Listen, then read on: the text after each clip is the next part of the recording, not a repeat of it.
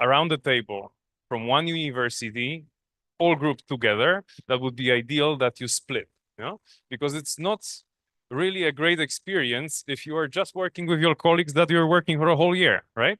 So please, if you are from one university around the whole table and you have more than 1, 2 people by the table, please move around and try to exchange because we will be working together.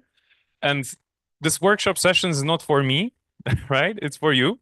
So it's also the one time in the year that you have a chance to see so many of your colleagues from all around Pakistan.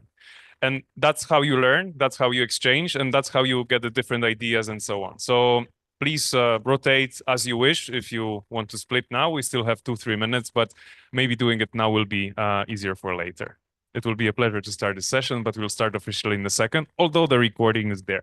Thank you.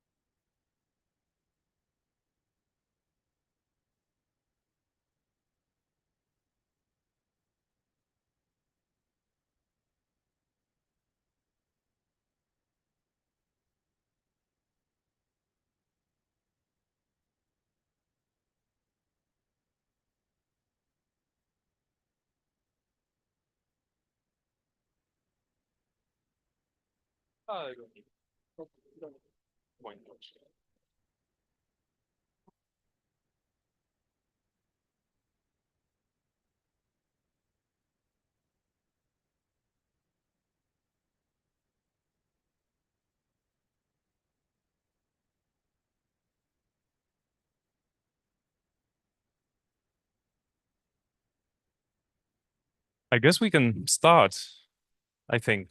No, we have a couple of more. 1 minute we have. But we don't want to close the door. It's not like, uh, professor closing the door at 8 o'clock in the morning when you're late. You had a nice morning, but you are not joining on time. It's still, doors are open here. It's open door policy.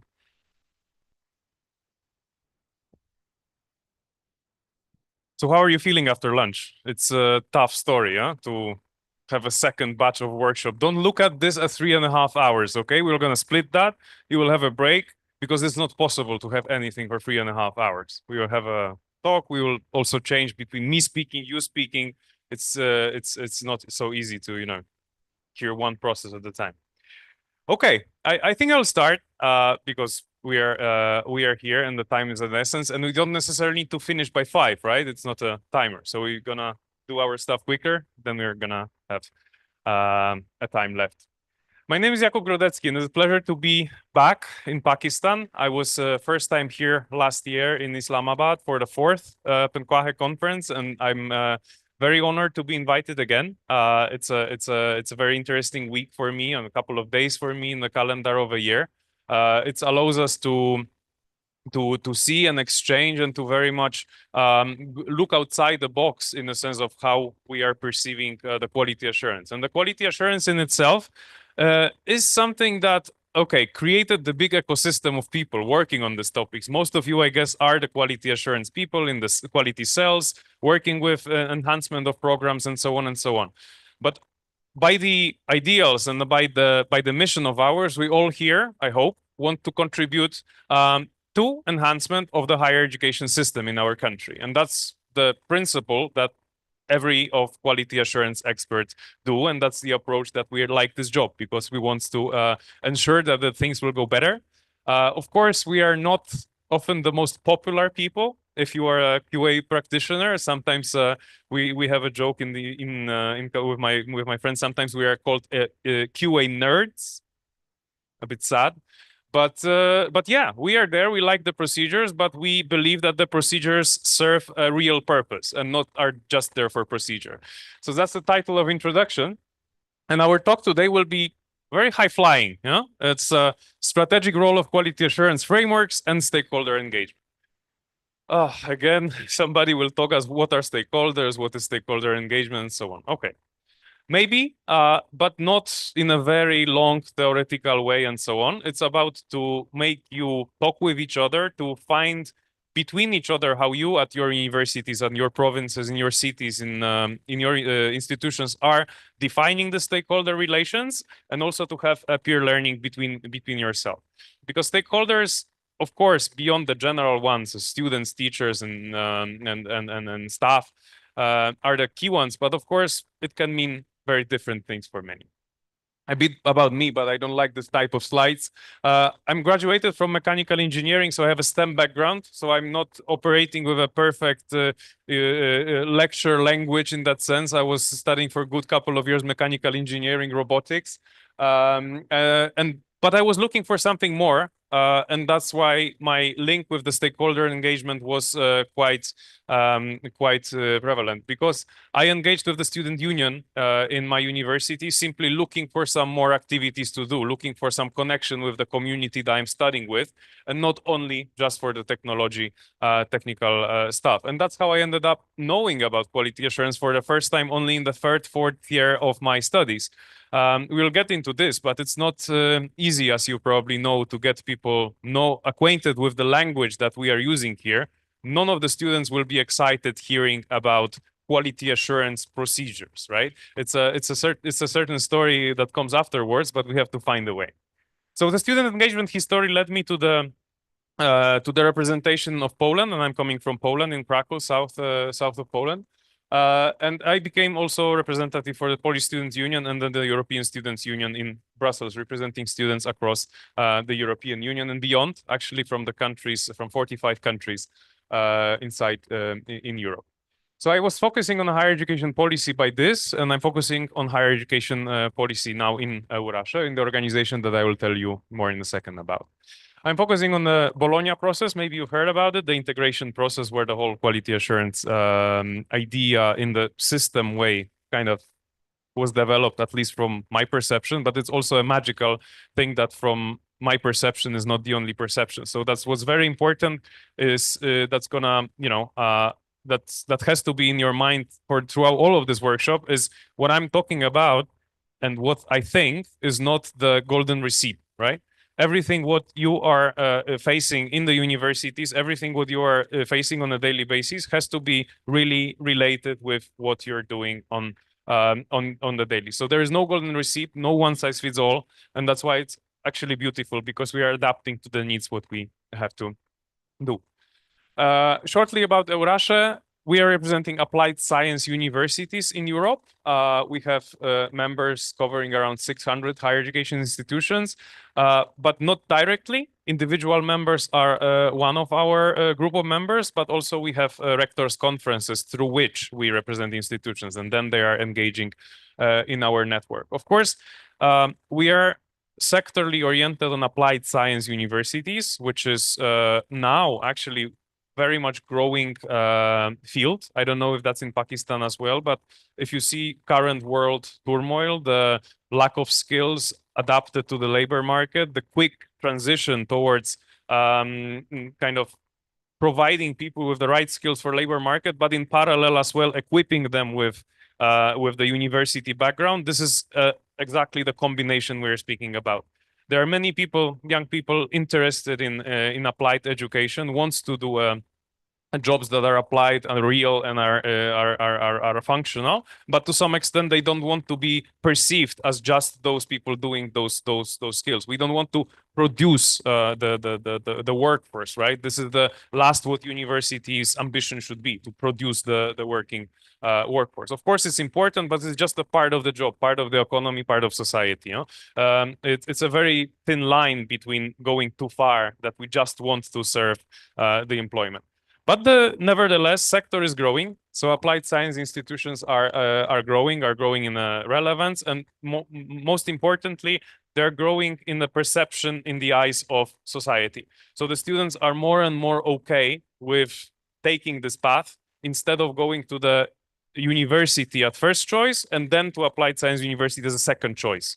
This trend is reversing from what we are seeing, and it's not anymore a second choice university, which then affects your salary, your jobs, and things. Contrary, there's lack of skilled people, and the labor market is actually favoring people with the good skills and so on. So yeah, actually we are also we are all having a category of memberships that also allows for a non higher education institutions, the affiliate members, but that's everything of that you can find on the website. If you are interested, we are one of the stakeholders, and our website is this.eu. So let's meet each other and let's move to the workshop, and to the discussion. I hope you are more energetic than just after lunch. Maybe not. Maybe still the sugar is going down. You have a fantastic cuisine here. It's very hard to go for a workshop immediately, but let's try. So just very quickly, if you can tell me just the look of the room, how many of you are from the same institution? Just raise the hands if you are sitting in a group, because I was telling before some of you came here, it's very important that we will mix. You know? Are you having tables from the same institutions? All of you are in the same? No, you're, oh, sorry, watch out. Ah, the chair is bended. So yeah, if you are split, that's ideal. Yeah, preferably do not sit with your colleagues from the institution, because that's not a gain for you to exchange with person that you work with on a daily. And just by the quick round of introduction, can you just quickly say the name, the position that you are having in the institution, and the region and institution that you're coming from Pakistan? I'm also learning the regions. I know there are four main. I don't want to mistaken now because the recording is there. But believe me, I like the maps very much, and I'm trying to learn more about that. So very quickly from that side to that side, I think should not take us more than really 5 minutes in total. So like name, position, university, and just for us to know who we are dealing with for later. Okay? So please start, Mr.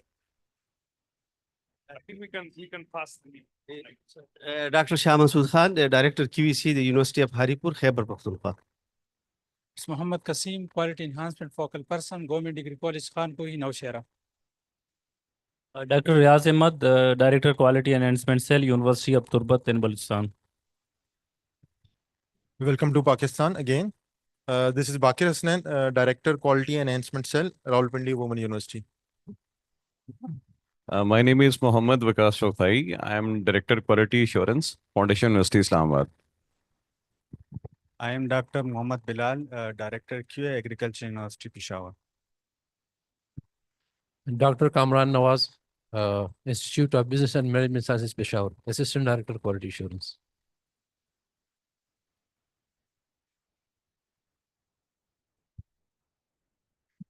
Dr. Sadia Afzal from Aptabad Government Girls Postgraduate College No. 1, Head of the Department of Botany Running Research Program.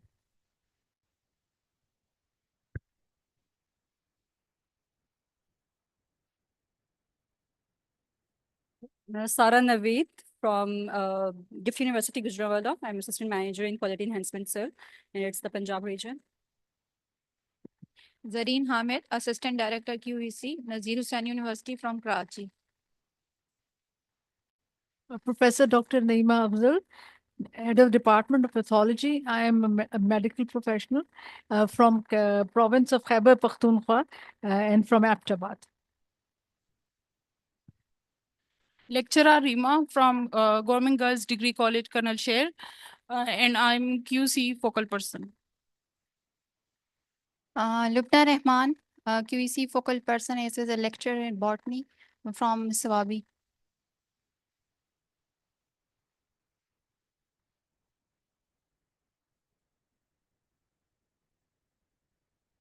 Tajir Khan, focal person, QC, GCMS Jamrod, TP.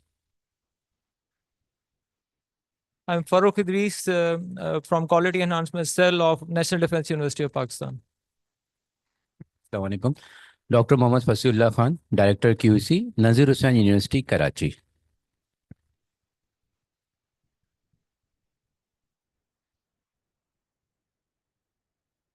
Hi, I am Iram Sohail. I am Director QEC at Lahore University of Biological and Applied Sciences in Lahore, near Canal.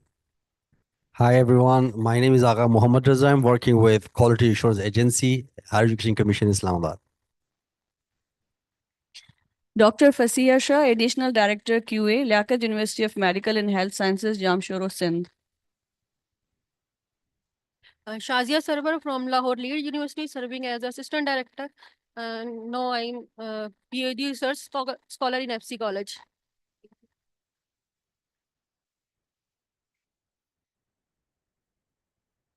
Professor Tariq Mahmood Abbasi, Principal, Government College, Haveli, Ahmedabad.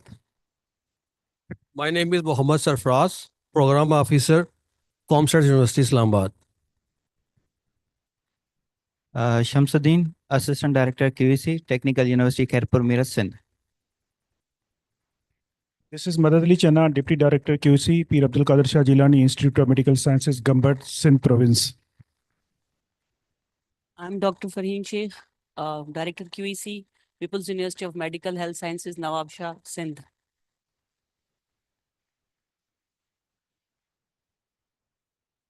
I am Muhammad Hayat, QEC focal person, Government Postgraduate College, District, Bajor.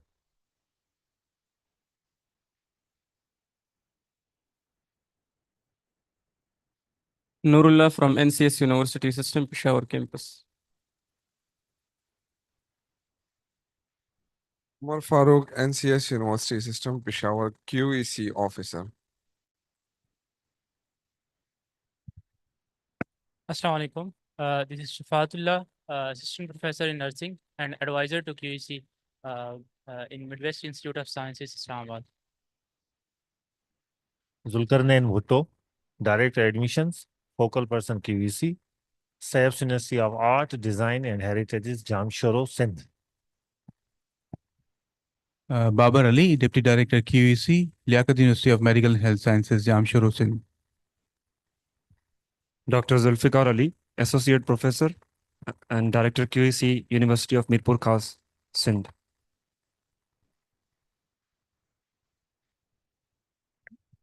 I'm Shazia Shabbir, Senior Program Officer in Quality Enhancement Cell, working as a senior member. Shazia Umair, Deputy Director QEC, University of Central Punjab, Lahore. Sadia Farooq, QC Focal Person, Government Girls Degree College Number 2, Mansehra, KPK. Hello everyone, this is Muhammad Ayub, Principal Government College of Management Sciences, Kharbajor, Khyber Pakhtunkhwa. Shafiq Rahman, PhD Scholar and Focal Person of Quality Assurance GPGC Kharbajor. Thank you, sir. Thank you very, very much. That was indeed brief. And I must say that was the only, I think, workshop that I ever led that participants didn't went for 2 minutes explanation what they are, who they do, and like going really, really nicely about that. It's very, very not often. So I really appreciate that because that's really, that was the purpose. If somebody would go once too long, we would be all past lunch napping, right? So now we know who we are, at least, the regions. We have plenty. I think the majority of people are from the QI cells, or at least doing a double job, because I understand you can be a lecturer and then you can be engaged in the quality assurance. But yeah, definitely we have a majority of people from the QA cells. So indeed, plenty of lecturers as well, and a couple of people from authorities or management of institutions. We don't have, as far as I understand, students in the classroom, right? But we will be talking a lot about students. I think that would be interesting for you as well. So I'm not sure what are your expectations about the workshop, but my expectation would be, if I'm going to such a workshop, to kind of understand the language more. Understand that the language that we as people caring about quality assurance, we can carry on further to our stakeholders, to our academic community, to make their education and their reality better and to make our job easier, right? we tend to use the tough words. We tend to be focusing on procedures, on rules, and so on, and that's fine. That's necessary. But the way how we sell it, the way how we present the purpose, it's a very different story, because we want people on board. We want people be engaged with our work, and without that, we're not gonna speak really about the real stakeholder engagement. Because why would people be engaged in quality assurance? If they don't understand the purpose, right? So we need to work about it, and at least half of our workshop will be your action in trying to manage this dialogue, this strategy, and actually on the real case scenario talks. So you will be playing somebody else than you are and trying to emphasize yourself with who are you working with daily. But that's later. I will go with the short slides before we go. We also will have a time for exchange, because as I'm saying, we need to fill this block in a way that we all get alive out from this room. So today's plays and aims is exactly a bit of a presentation, the logic, why one doesn't exist with each other in the sense of stakeholder engagement and quality assurance. How the stakeholders' involvement looks in the higher education governance and the QA processes based on student example. At least I think the story that I can bring to you when it comes to students' engagement is the most personal and therefore the most real in the sense of example.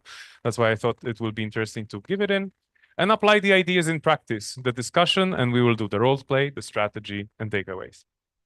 So who are we talking about?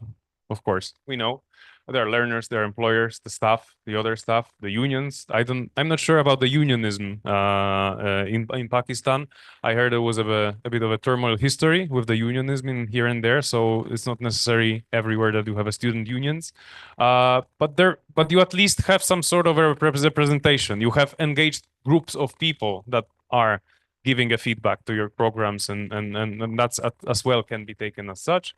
The professional bodies related with the trades, with the medical environment, if you are from medical university and so on, national higher education authorities, local authorities, and alumni networks, which is recently even more important, especially when it comes to the heavy underfunding of higher education institutions all around the world. We are speaking about the crisis of education, not locally, not in any continental area, but we are even seeing what's going to happen with the political interference on higher education institutions. What's happening currently in the States, for example, that's quite concerning on how and where higher education will be positioned in the society in the upcoming years. So here we are to observe or to act. That's upon us. I'd like to start a bit of small discussions about stakeholders, and maybe if you are sitting with the colleagues from the different university now at the table, just let's have a short discussion between yourself if the stakeholders as such are defined similarly. Like, what is your approach to the stakeholder engagement on your universities? And that will be just a short discussion. So that will be no more than 10 minutes between each other. You can reintroduce to yourself if you don't know each other. And just to try to ask and spark a couple of those questions between yourself. So who and how do you regularly involve in quality assurance processes at your institution? So I would say, what are the major stakeholders? How you really go out about procedures regarding those groups, so students, the teachers, staff. Is it a one-time meeting per year? Is it a survey, or is it more exactly? And we are looking for more examples of innovative practices, how you engage them. The more you learn to think outside the box of bringing people into QA processes indirectly I think, the most effective chance of success you might have. Because just, surveys are, of course, the basis of QA job. But we have to first make people want to fill this survey in, and that's interesting practices. So if you have kind of practices like that, exchange with your colleagues, because I think that's one of the best takeaways from session as such. What challenges do you face? And afterwards, when you think about what challenges are you facing, and what success stories can you share to your colleagues? But this is not a long task. This is not that now the flip charts will appear and you will have 1 hour of writing. This is the 10-15 minutes introduction talk, just to have a common ground on stakeholders' involvement. I will ask them 1 or 2 or 3 tables to maybe have a remarks on what was the general discussion. We will move forward. Yeah. So not a big task, not a flip chart for 1 hour. Just an intro and a bit of interaction between you. Okay, let's see in 15 minutes how the discussion goes, and we will have a discussion back. We will continue, and we will move to the normal task. All right, good. So please meet each other. If you don't know each other, still exchange, still introduce, and go for a short discussion. Thanks. We will see you back in a second.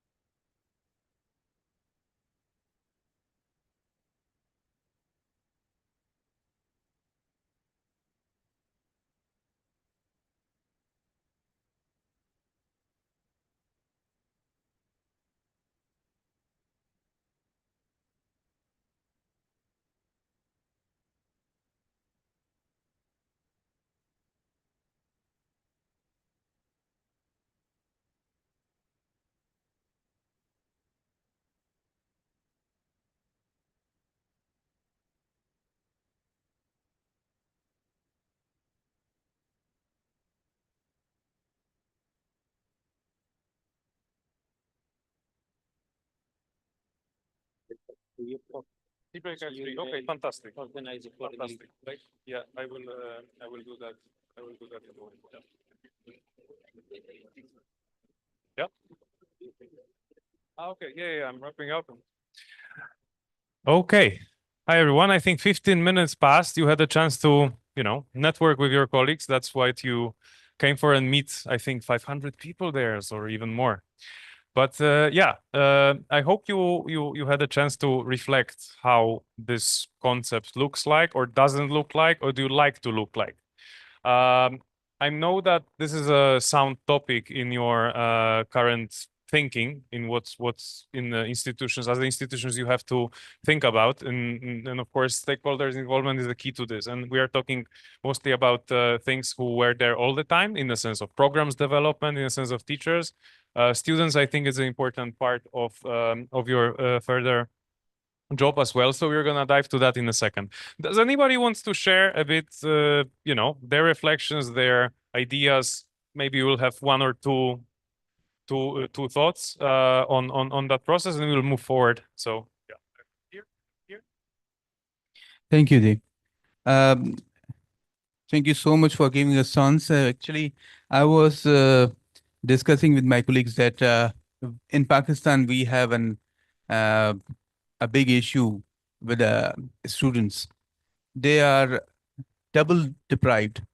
I mean, they are deprived financially and they are deprived educationally. And we are focusing only higher education in the country. But we need to focus that the student level, the understanding level of the students means the product we are, getting for the higher education. Are they trained? Are they educated enough? Are they understanding to understand the concepts of higher education, the concept of community and services and research type of things? The number one problem is they are deprived. We have to focus. We have to design some sort of supportive courses or thing or sort of zero semester like thing. Some universities are doing this in our country, but we have to encourage them and we have to focus on that. Number two, we don't have a sort of national mechanism. We do have, but that is not working, in true sense. We are not mapping our courses with each other. I mean, if courses, each other. I mean, one course is not supporting to other one. We have to, if a subject have, if a course have a prerequisite sort of thing, we are not designing, we are not incorporating that concept in our structure of the program. Number three is the teachers, who are contributing to design, to deliver. I mean, they have to change their mechanism. They have to change their teaching methodology because the current status of understanding the current status of teaching is not working so much. And for that, we have to get feedback from the students and the industry. There is a big missing link between industry and academy. We have to be, focus on that. And the other thing is, as I said, student feedback. Student feedback is, I don't know, they don't understand the importance of this feedback, or they don't want to give the feedback, or what. But currently, we are collecting feedbacks from students every year, but they seems not true. I don't know what is the, problem in that. Thank you. Yeah. May I have a quick comment before we go? Of course, it's tough to solve every single problem by one decision, 1 year, 2 years, and so on. It's a process, first of all, starting with that. Second of all, as I've been saying, like there might be different situations, so it's hard to say that it's everywhere like that. For example, when it comes to program development or not, there might be a certain program development quality standards, and that's another subsidy of the quality subject of quality enhancement. But I wonder is focus more on the student involvement, as you've been saying, and that will be a big task as far as I know here, right? And it's okay when it comes to readiness for participation and the like if they are ready to participate, to understand the quality assurance and so on. Question that it has to be asked, have they been informed about what idea, what purpose of the quality assurance is? Do they see the value in it?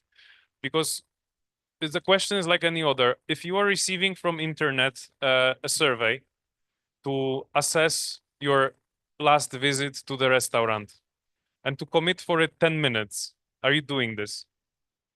Not really, right? If that was good, you're gonna come back there and enjoy your food again. If that was bad, you either under the hatred of the moment, you will smear 1 star on the Google, but that's the quickest option. But you will not aim to come back there because you didn't like the food. And the same with the students. If they will not see the effects of their assessment, they will just take it, okay, I graduate and I will never come back there, and I do not see that the changes will affect me, you know? So the communication of the effects of quality assurance is something that what makes people wants to engage with that. And with preparations, again, like, of course, it's what you're saying is double deprived when it comes to the entry level and the level of overall education. Unfortunately, as any other places, it's a very silos reality. I don't think it's different here. Tell me if I'm wrong, but higher education is not linked much with the education, and there is no one ideal pathway through all of the stages of growth. There are people who are more ready. There are people who are less ready. It's up to the institution how the institution wants to react towards the substance, badly saying, of the student that they have at hand, that they have in the region and so on. If there is a lack of preparation of getting into that, maybe that's a role of university to start earlier, to acquire the funding and to have onboarding models with some, equipping this preparedness and so on and so on. If you have in more advanced regions, maybe in the big cities and so on, that's a different substance that we are dealing with. So that's exactly what the internal quality assurance is about. You have to, first of all, look at your mission of institution. Where are you geographically? What are your main goals? And then adapt all of it. It's we're gonna get into this. Like it's hard to do that in just one workshop, but we will have some most of the orientation on the students' participation. Yeah. So thanks for that reflection, because that's very important. We're gonna continue with one more, right? And we're going. Thank you, sir. As a group, we have come up with the few remarks regarding with whom we are actually interacting or engaging and which kind of the problems we are actually facing. That was actually the theme of this workshop. The first stakeholder is the faculty. The first stakeholder is the faculty with whom we are actually supposed to work for development or the completion of the self-study reports or the self-assessment reports. And we send the data, we send the templates to them, and the very first question that the remarks and that we actually face, that it's not my job. Quality is the job of the quality assurance department, so do your work. So the basic, and it's a mindset that the quality is not the job of the everyone. It's not the job of the quality assurance department. It's the job of the everyone. Although there is now a shift of the theme or the requirement from the HEC during the new PSG Pakistan Standard Guideline 2023, in which this point has been addressed. The second thing is the engagement with the students. When we, as my colleague has just mentioned, that when we float the surveys, they don't take it seriously, or there is always a polarized response from the students, because the point or the remarks they gave were that what was happened on the last survey, you didn't tell us. The same faculty is teaching us, and for whom we gave the feedback, which was that we are not being taught correctly. The third stakeholder is our employers who are engaged in the board of studies to give the feedback on the relevance or the subject matter of the curriculum with the industry needs. I think this needs to be more activated, because still we are offering the very same electives that we were offering during the last 3 years. We have the very minor suggestions because we have very limited, I think, space for the employers in our board of studies. We need to give more weightage, and the challenge that we are facing, that the voice of the industry is not properly being heard in those board of studies, because when there are 99% participants from the academia and 1% from the industry, it's always, I think, a big challenge to address or to translate the voice of the industry into that of the that academia. The last thing is the engagement of the alumni. As my colleague has mentioned, we floored the survey, but there is a lack of a full-fledged employee engagement policy in the universities, that we need to interact with them regularly. We need to make them the part of our the endowment fundraising SOP. Because of the lack of these things, I think they are not properly engaged, and the feedback is just one tool, which is hardly being felt by them. And in our university, the response rate is, I think, less than 1%. From our alumni. Thank you very much.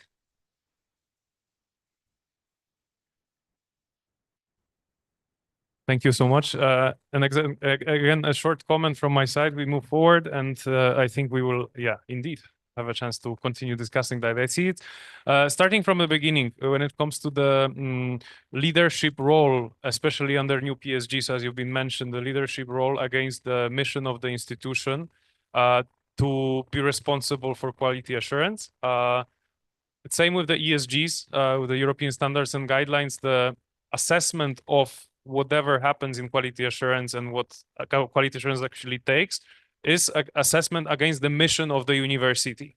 And who is responsible for the mission of the university? The board, the Senate, the democratically elected society, like democratically elected people in the university, in the board, in the decision-making spaces. So that's a good step, and I think that will require, a separate long talk and thoughts on every single university. What does this responsibility mean? Yeah, by the rector, by appointed person, and how we will promote the notion, because everything what you have been saying, and same for the students as well, is showing the value and responsibility that it's a joint responsibility for them. It will not happen without transparency. Yeah, if the student won't see the results, they won't fill the surveys.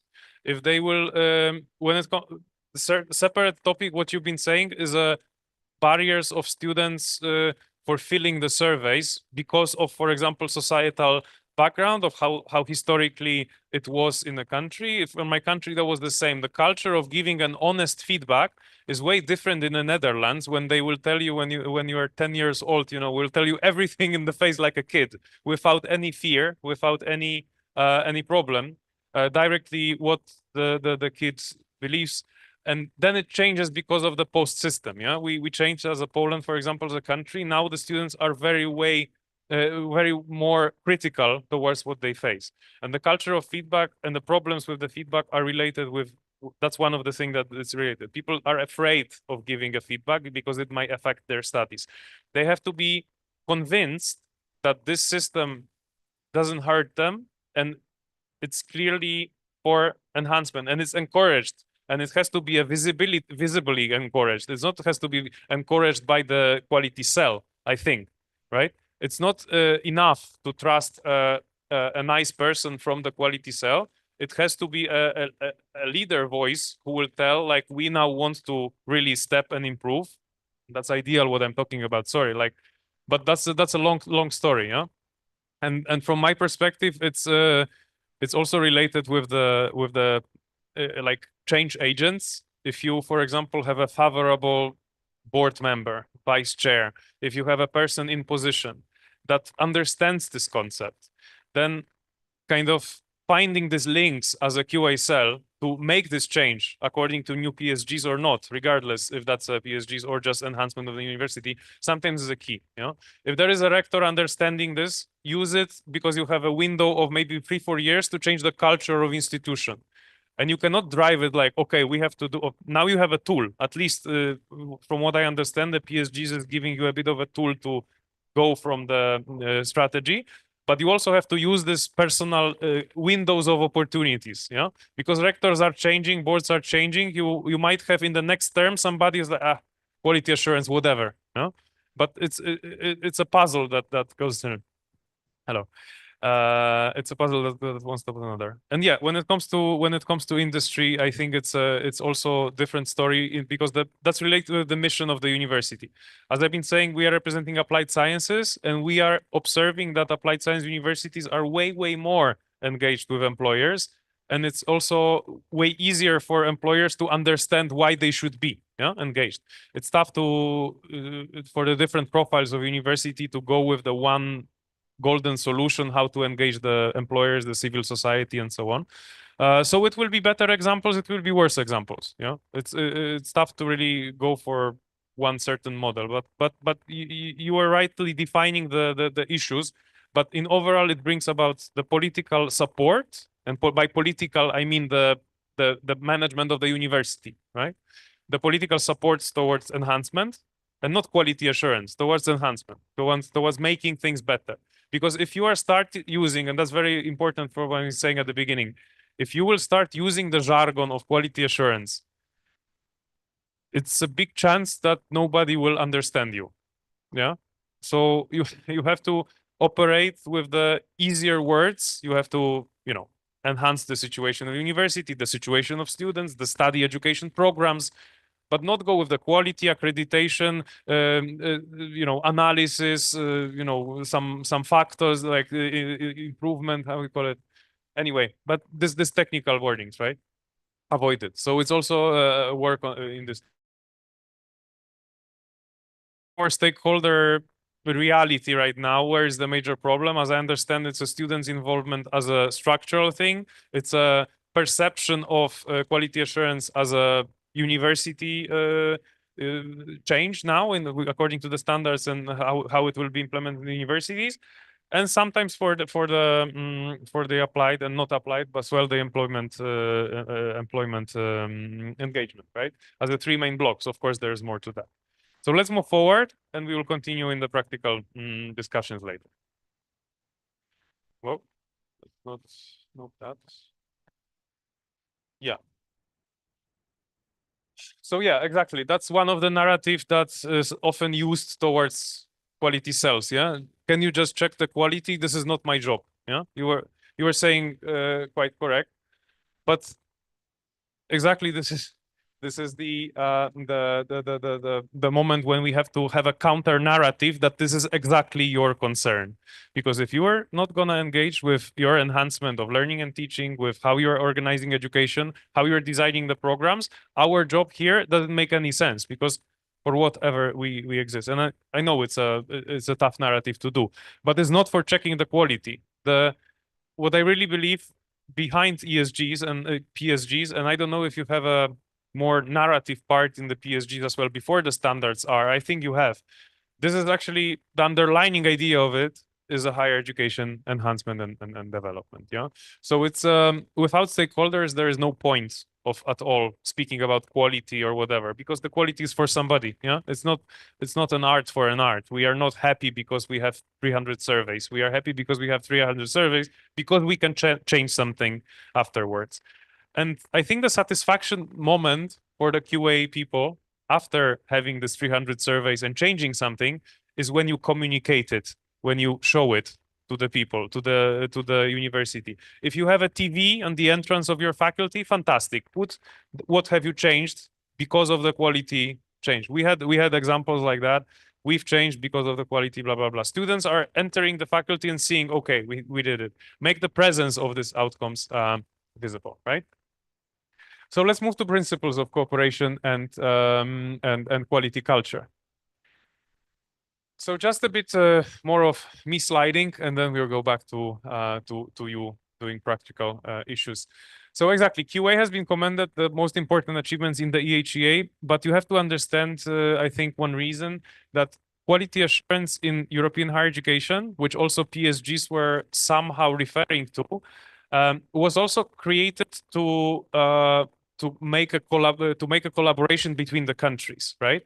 So another story that you can use in speaking with your managers, with directors and so on, you can mention that without the quality standards that are similar globally now, because like based on ESGs, based on different frameworks that are also existing in South Asia, in different parts of the world. Now Africa is also introducing their African standards and guidelines. The whole idea is similar, but without, getting with the same spirit, you are, and the society and the students who are coming in through the higher education system are losing, and as institutions also losing. That's another narrative that you can use. Just that quality assurance is there supporting the transfer, the possibility to move further with the studies and and with the education.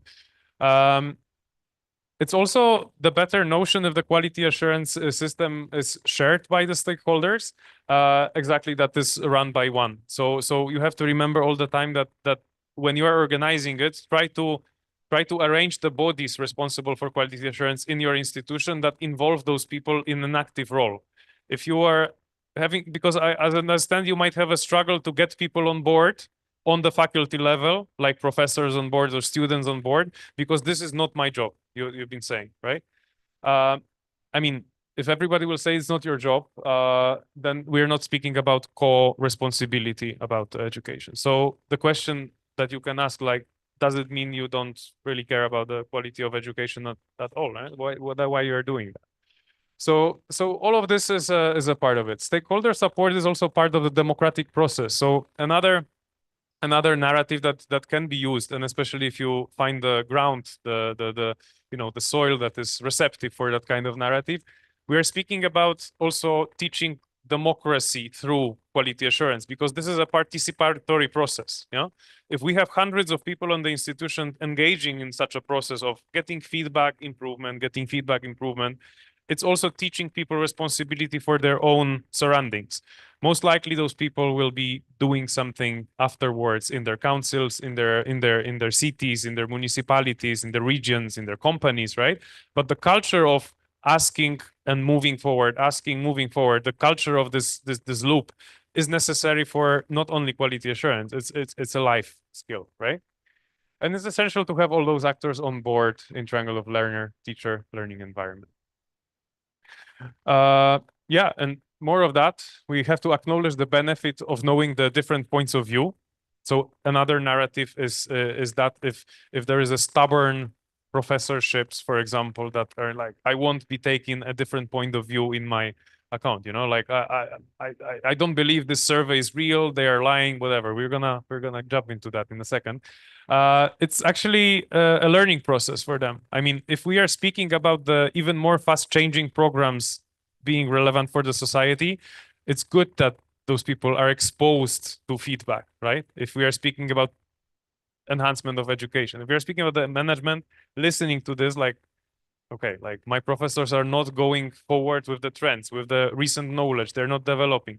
What do I have to do as a rector? I have to arrange the, like, opportunities for relearning, introduce some schemes to develop the teaching skills, but also to expose them to the feedback that might be something missing.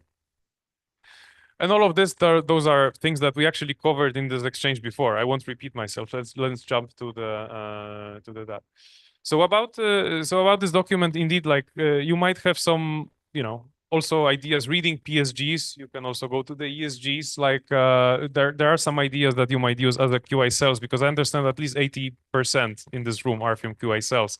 So maybe that will be helpful for you if you haven't yet done. When it comes to stakeholder involvements in the different parts, I've seen, because I've read a bit of the PSGs, and there is some mentions over there. It's a similar issue in ESGs, in which standards, on which level the stakeholders are involved. And I think that's the one of the biggest change and the differences is involvement of students in the boards, in the executive role. Because what does it teach the student body? And I understand the situation of the students' involvement in Pakistan is a bit tricky because of the past of the unions.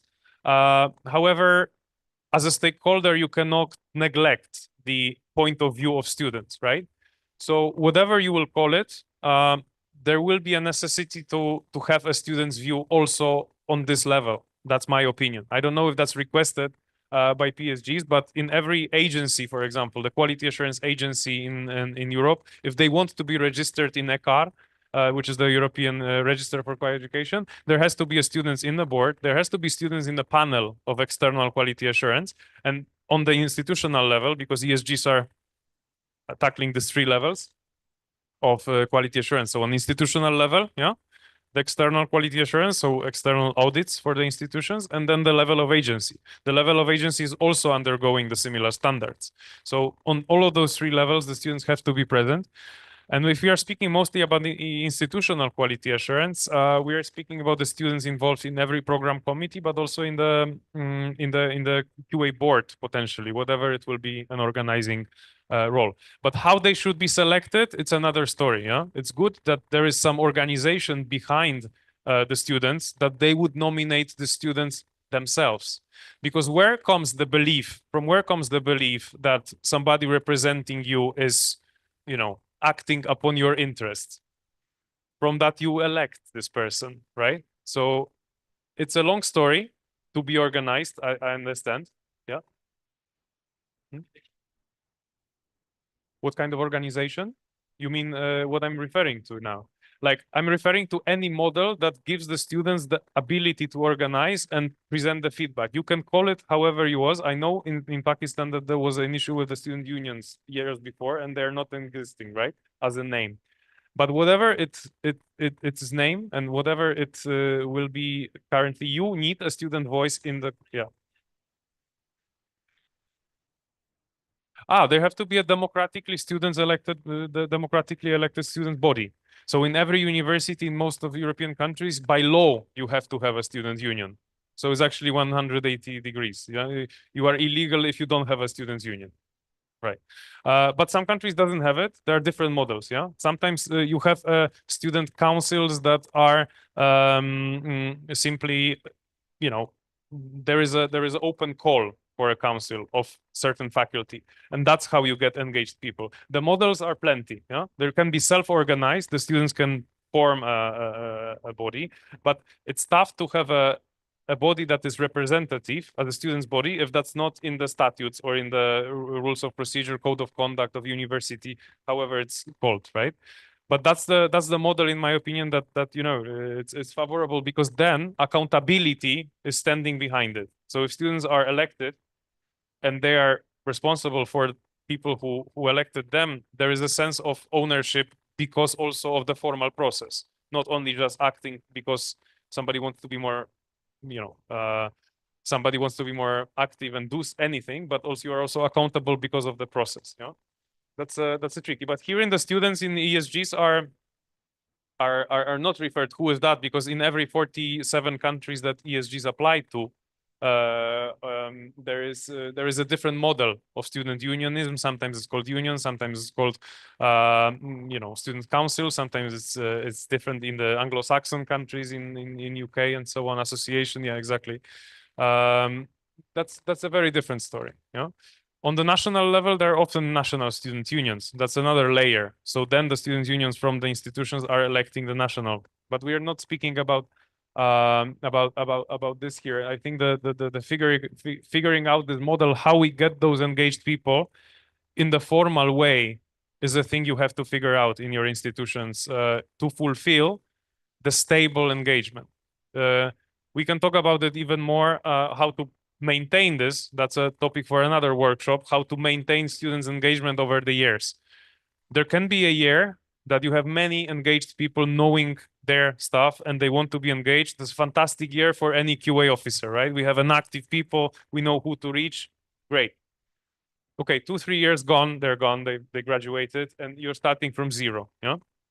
The way how you are making this from year to year is also very interesting, you know, field. You can, as the institution, have onboarding courses or onboarding like sessions for every first year.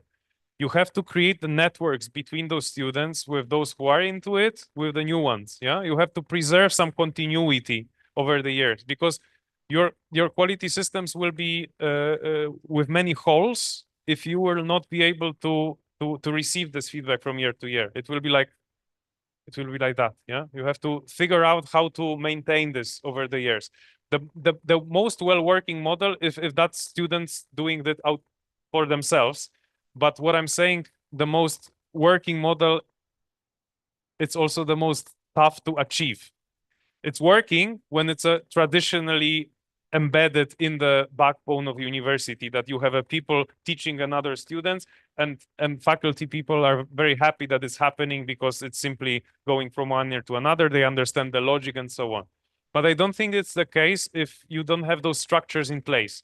If you don't have the structures in place, there have to be somebody really supporting them, even understanding the logic behind quality assurance. And then they will be able to form from year to year a better understanding of why should I even be engaged? Yeah, because otherwise you will end up just by trying to get the honest surveys, and it's not the point. Yeah, it's not the point to try to get an honest responses and that's it. The honest responses will come only when they will believe why it is for, right? When it comes to students' engagement. So flip chart here. Yeah, and that's related actually with this. Yeah, there are stages of stakeholders' involvement in quality assurance, but it can be to any involvement actually in the democratic or actually in any process of stakeholder relations. It can be with the company, it can be with the workers in the company, and ever. But there are plenty of stages of development, and we had a project on stakeholders' involvement in external quality assurance. We've been done. And that was kind of defined as 4 stages. You have to ask yourself before, planning the action for your QAC, how to involve the students, for example. You have to ask yourself in which stage I am, right? If you are at the stage 1, to some sense, you have an easy job in defining your goals because you have to establish everything from scratch, right? Because you're not operating with something that might be already problematic, whatever. You just can start from all over. But it's an absence of any structural involvement of students at all. You know, there might be some signs that there are some groups more or less involved, but no structural involvement. You have to create it. You have to create the feedback mechanism and responsible people from the students' body that will spread this ideally to the colleagues and show the value. If the students will show the value, they might ultimately follow it and go on. There is then the ad hoc individual stakeholder approach because of external obligation. I think that's more where we are speaking about, because PSG is saying something, there is external obligation. Yeah, that's also a good start, because as we've been saying, you have this argument towards the management. If that's agreed on the national level, and in my opinion, that's a good step, if that's a formal requirement to have students being involved, you have at least the argument towards those who like,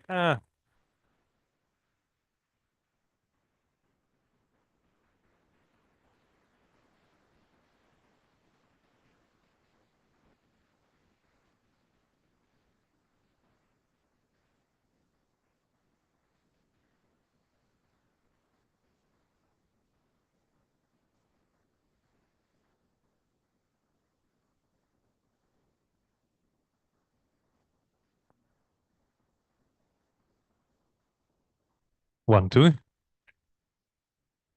So you have this argument to push forward that is a formal obligation, and at least this gives a narrative to those who will never do anything, right? That you have to. Then you have a strategy of structural stakeholder involvement and commitment based on trust. So there is, okay, like we understood that we have to, but also we want to. Yeah, that's a different story. To have to do something and to want to do something, and we already, committed our time, resources to figure out the model of this engagement. We have the students who are also aware that there is somewhere they can and be engaged, because if you just see the wall, they will never come. Yeah, you cannot never. And if you will hear this narrative as a as a QA people, if you hear this like, because they are not engaged, yeah, believe me, it's not their fault that they don't know where they could be engaged. Yeah, If there would be a transparent information that you have a possibility to be there, that your voice is taken seriously, they will. Most likely they're not, because their voice is not taken seriously or they don't know where to go. So it's either information problem or the belief problem in the purposes, right? Yeah. And then the final stage is actually co-creative involvement of stakeholders who feel co-owners and feel co-responsible based on shared values and beliefs. So that's the model that I was saying. That's the most operational model, but getting there, it's a long story. Yeah. So this is easiest to maintain because you don't have a problem to get a new generation of students going in because they do it by themselves out of interest. There are resources backing this, and so on and so on. That's a hard to achieve. And yes, this is happening that you can migrate from level 1 to 2 to 2 to 1, going backwards and forwards, right? It's not granted. The QA, you know, you are all working, mostly all of you are working in the quality assurance. It's not granted that it's done. It's always you wake up, oh, what today, right? So what drives those stakeholders in quality assurance? And I think those couple of slides might give you a hints where to look for. The students are looking for, first of all, high quality teaching and learning experiences. That's first of all. The first moment when they really think that something is wrong is they're going to the classes and see like, oh no, like we have to do something with it because that's terrible. Somebody's not prepared. Like I do not get anything out of it. And that's actually the most, I think, also the joint interest of any university, higher education system, public money, and so on, private money as well. Fair and transparent assessment. Like if they feel that their assessment is out of the blue because how I woke up today, Mr. Professor, they will be most likely also seeking some support and seeking where they could appeal, where they could see the help. Because quality assurance in the sense of students, it's also have a very big function of support and of apply procedure. Like you can not apply, but yeah, appeal. Sorry, I mistake the word. Appeal role. So you through the quality assurance systems, there should always be a way where you can appeal, how you can better up the situation, who can you reach to if you face such a problem. Yeah. Of course, quality means also employability. What next? Opportunities for feedback to lead to change, and feeling of ownership and respect in the educational process. And concerns that what we are discussing about is being ignored or tokenized. Yes, students is there. Okay, fine. Standard checked. No. That's not the way.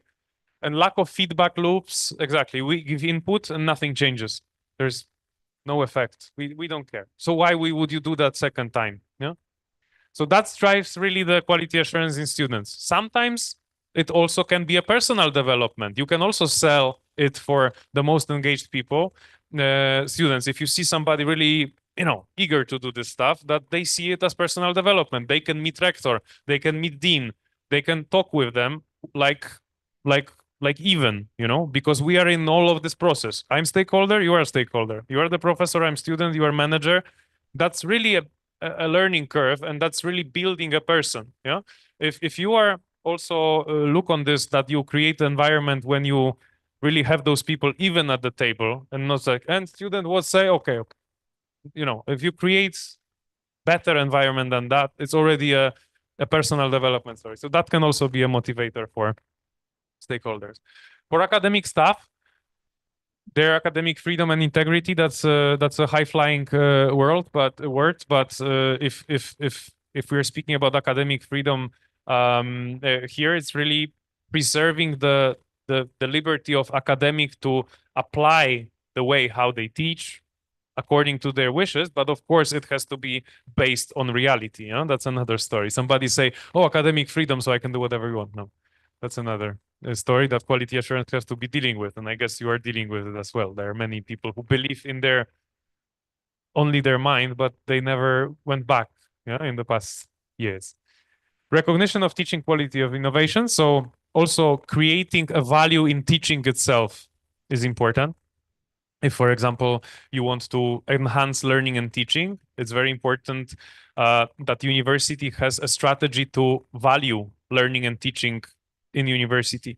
You have prices, visibility for the best teachers, educators, and so on. So not only research, not only publication, something to open up the second stream of education. Yeah. So to give a value to the different paths. Not everybody's are the same. Not everybody will be a researcher. There might be a perfect teachers that needs a recognition for this, right? And QA can give that. You can give a QA awards for the best teacher. You can give visibilities to those people on the university, right? That's also a motivator for them. Manageable workloads, clear processes. That's maybe a bit more organization-wise, but for them it's crucial. Yeah, how their timetables are. You know, do they have a way to change and so on.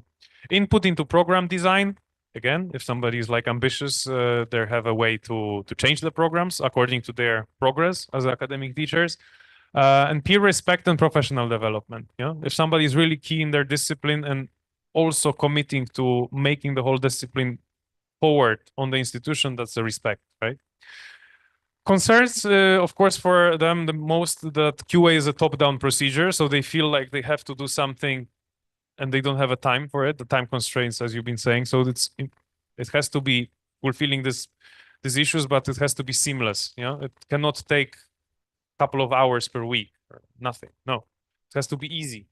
It has to be once at a time. It has to be somehow voluntary, but it has to be visible. So if somebody is doing it voluntary, you have to give them the the presence. There is a fear of consequences from evaluators. That's the same with the students. Yeah, our cultures are not favoring the honest feedback. Not many countries in the world has a direct feedback culture from kid to adult person. We are afraid of our careers. We are afraid of our graduation. We are afraid of many things, and we have to ensure that this is either anonymized in many cases or either handled with care in accordance in agreement with the procedures, with the management, with the community. It cannot be pointing out that somebody is. It's the same issues with, for example, when there's a tough situation because of misconduct of some professor. It's also not working well for you if you go public with it and everybody will know immediately that the quality assurance process led to scapegoating of somebody, and often without yet the right to appeal. Yeah, there has to be committee, there has to be a process, and it shouldn't be disclosed. It's similar to the legal procedures before the ability to be appealed. And perceived lack of trust in the professional expertise. So again, a bit of scapegoating.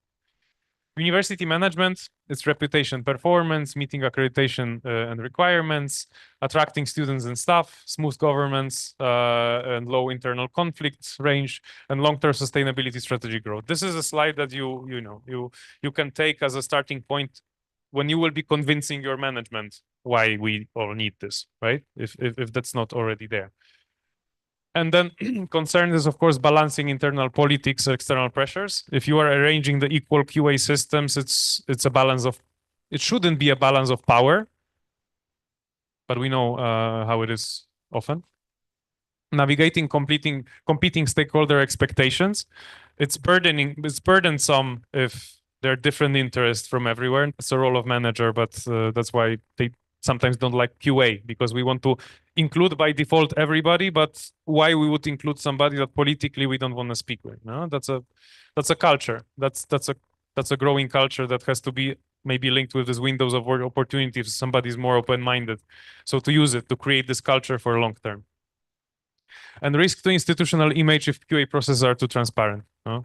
That's another cultural issue in the sense of how we will arrange this in a way that it's agreed that we go a certain way. We cannot go against the management, but also we have to go together. We cannot go in parallel and never meet each other. That's sometimes the case. Employers, industry partners. I think that's quite clear. The motivations to engage in QA is graduates with relevant job-ready skills. They could have influence on curriculum design and training focus, of course, to some extent. Yeah, it's not a good employer engagement if they are steering. It's just good to have a check, but not unless they pay for a full program and it makes sense academically, right? That's a different story. Efficient collaboration with minimal red tape and access to the research, innovation, or internship pipelines. Concerns the time resource, academic language, QA language. Remember, QA language is not understood by nobody. Academic language bureaucracy, feeling their input is symbolic rather than impactful. Yeah? Another story. With employers, it's harder because we don't have them at hand. It's harder to, I mean, it's harder in the sense that we don't have them at hand, so it's harder to engage on the daily, but it's necessary to maybe more keep it informal, maybe more linked with the, you know, off the record kind of meetings with once a year alumni meeting linked with the employers, or with the exactly employer board with the companies that are linked with you.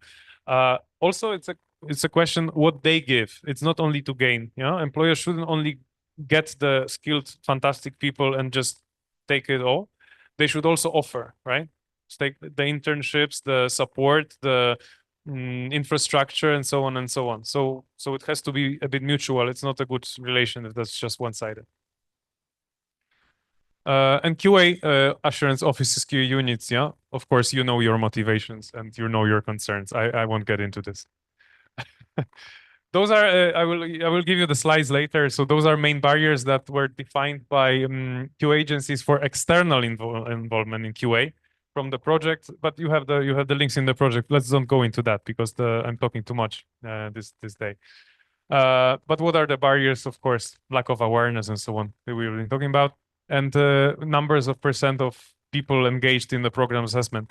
If you look at here, that's actually the situation that in Europe is quite okay, just because of the strong student representation, which also started in a quite fiery way with the process all over Europe, and you know it was not popular situation, but it led in a years development, years time to the situation when this became a norm and this became a standard. So we are seeing a degree of 80 to 90% of programs having students actively involved, boards and so on, and they're actually eager to do that because they see quality assurance as their process. That's it. That's the main point. This is for us, right? So that's you can have a look on that. Okay. I think the tea break started 10 minutes ago. I'm sorry for that. Let's enjoy the tea, no? At 3:30. Okay. So I continue to 3:30. I will set the task and then we go for tea. Is that fine? You can also stand up if you're feeling like sitting is too much. It's more healthy than just sitting for all the day. And I will talk a bit more about students' involvement, if that's fine with you, right? I heard there's a topic that might be, interesting. So again, starting from the scratch, what do we mean by student representation, and why should academia put the needs of the students first, right? Of course, there are core stakeholders of higher education. It's necessary that they preserve the independent representation. If we are speaking about the student representation, we are speaking about independence, Hard to achieve, easy to say. Working in the interest of constituency, they cannot work ideally, they shouldn't work in the personal interest, they shouldn't work in the, interest of whoever else, partisan, non-partisan anyway. There should be working in the constituency. That's the underlining fundamental of the student representation. They should know this is our student community. We are proud on the University of Lahore. That's people who elected us. We are representing them, right?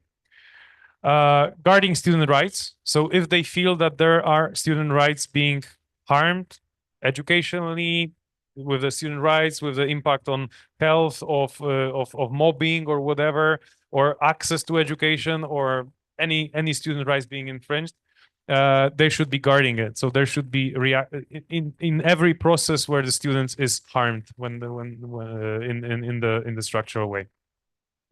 Maintaining co-ownership of education systems. Of course, they should care about the whole education that is being offered as a general term. They should focus on the quality of education, and by student representation, we also mean learning democracy and participation through hands-on engagement in leadership, because that's how, they're not students for ages. Yeah, they're your future mayors, politicians, researchers, doctors, and so on. They are not students as a separate human being, you know. They will be somebody. And by learning democracy through this participation in university, I was always saying the university is the best laboratory for democracy, right? This should be a safe space. So what is the best place to, you know, what is the best place to actually engage and test this engagement? Maybe it's not for you. That's fine. Maybe you are this, you know, strange person that engaged for 3 months, just left, and it's not for you, the student movement. But many people try this and they stay with this. Yeah, then they're staying in the public sector. They're staying in engagement. They're engaged through their whole lives because they felt the mission at some point.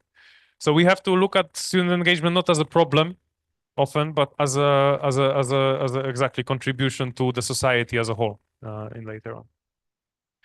And exactly similar to these 4 stages in QA, I was showing you the you know, stages of involvement. It also starts from nothing and being students manipulated and not participated at all through the students as decoration, right? Okay, this is a seat. We are the students here. Fantastic. This is students tokenized as well. The next step, okay, in our committee there should be a student. Yeah, that's a student tokenization, and there is no contribution, no asking. It is not included in the CC in the mails with the documents, but we have a student in the committee, right? It shouldn't be like that. It's a still low level of engagement. Student assigned and involved, consulted, informed, shared decision making, initiatives led by students. Actually, here's adult initiated the shared decision making. So like decision making, but like top down decision making. So are you okay with what we think? Kind of.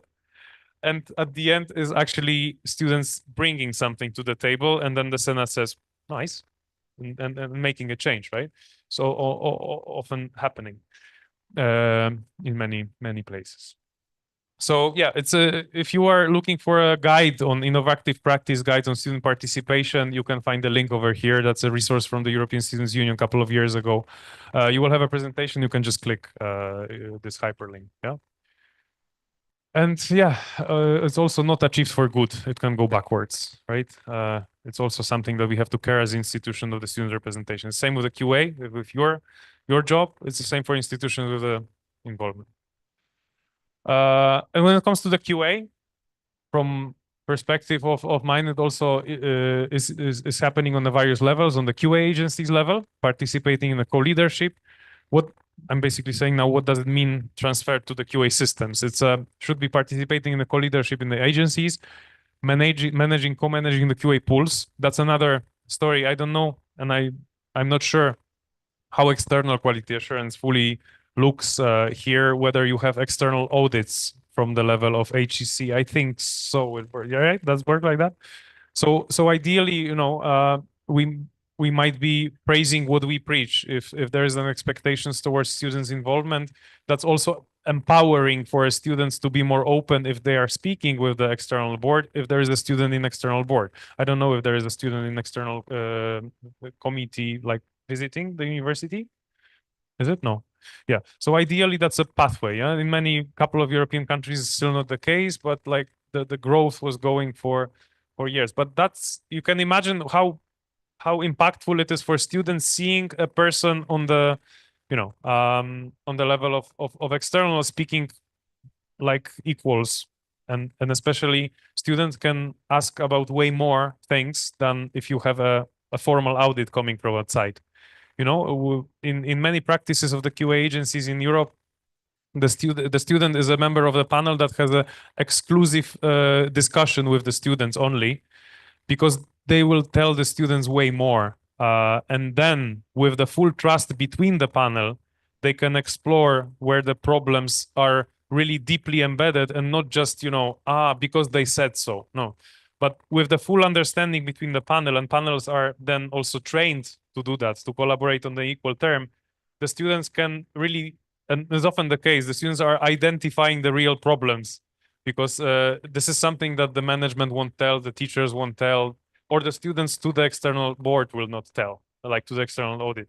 So that's a next that's a different story, but I think that's interesting to do. But to have that, it's interesting. It's necessary to also build the internal quality culture, because what would students say, how they would interact if they don't have this at home, right? So it's all linked with each other. It's not gonna work if the other puzzle is not working, unfortunately.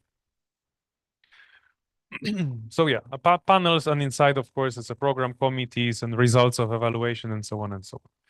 There are drivers of students' engagement, and sorry for small letters. I thought we will be, it's smaller, but it's a fantastic room, but just like my slide is terrible. Excuse me for that. So drivers of students' engagement, we can be grouped as a culture of institutional critique and evaluation, the institution as a site of democratic citizenship, the institution as inclusive learning community, and the culture of students as partners, right? So that drives students to be engaged. And there are domains in the governance and management, ideally, the learning and teaching, so everything about education content, the QA and enhancement, so what we want to do better, and the student representation in organization, how we can do it, right, as a student. There are principles of students' engagement, which is dialogue, trust building, equity, inclusivity, empowerment, and students as co-creators of changes. And there are enablers, which is capacity building activities. I've been saying, like, none of the students will know coming to university that they can be involved in quality assurance. None. Yeah, you have to build this culture. You have to build the awareness, first of all, show the results and spark the excitement, right? Institutional approach is an enabler to that. Like, if there is a management and if there is a culture in the professorship, in the faculties, like, yes, students are our partners, fantastic. We have to work towards it. That's an enabler. Because otherwise, like, why would we be engaged in somewhere when you are being, kicked out of the doors, usually, right? Supportive policies and processes. So again, if something is more formal, it also sets up the norm.